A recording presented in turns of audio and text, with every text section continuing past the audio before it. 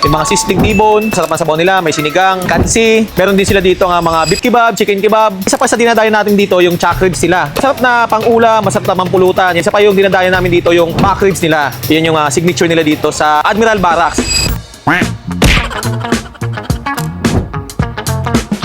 Masarap lang kumain dito mga kabomba. Yung lasa niya, hindi mo na kailangan timplahan. Kahit nga walang sausawan itong ano eh.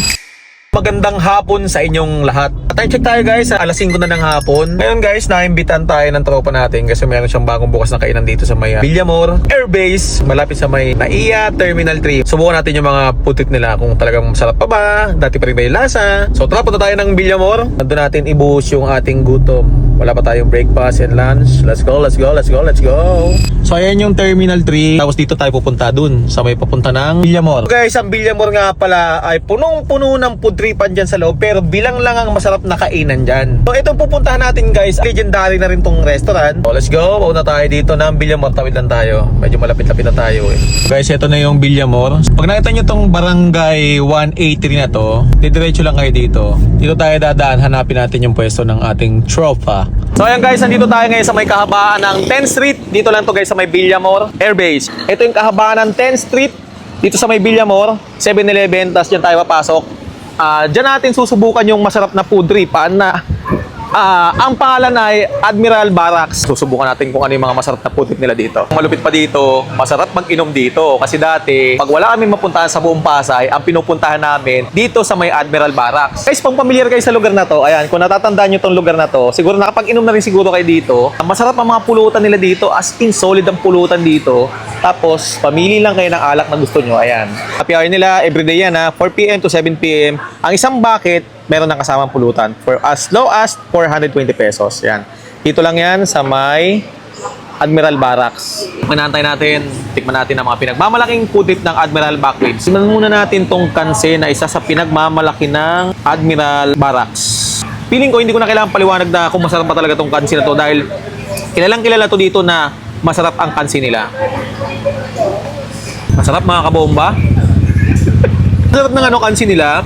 Kasi guys lagi kami kumakain dito. Hindi pa to Admiral Barracks. Talagang alam ko na ang kansi dito, talagang solid yung lasa. 'Di ba? Sakto yung alat, sakto yung asing, ang lilamnan ng sabaw, mainit. Tapos yung baka, tingnan natin kung malambot ba. Yung baka nila, hindi mo na kailangan pang kagatin. Nakagatin dahil napakalambot. Juicy. Ayun oh. Lasang-lasa mo yung pagkabaka. Hindi kalabaw, hindi damulag.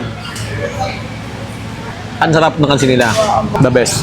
Tikman naman natin itong pinagmamalaki at special nilang back ribs. Ayan, ang laki ng back ribs nila. Tapos may java rice. Guys, isa to sa kilalang kilala dito. Tikman natin. Tignan mo naman yung back ribs nila. Oh. Sobrang lambot niya. Kahit konting ahit mo lang sa laman, kumakalas na yan. Tapos juicy yung lobo.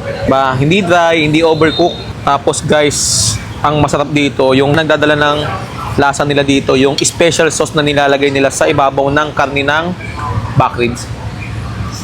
Malambot, malinamnam. Homemade to. Tapos guys, pwede kayo mag-request kung gusto nyo spicy. Meron silang spicy sauce na pwede mong ilagay dyan. Guys, alam nyo ba yung mga kumakain dito?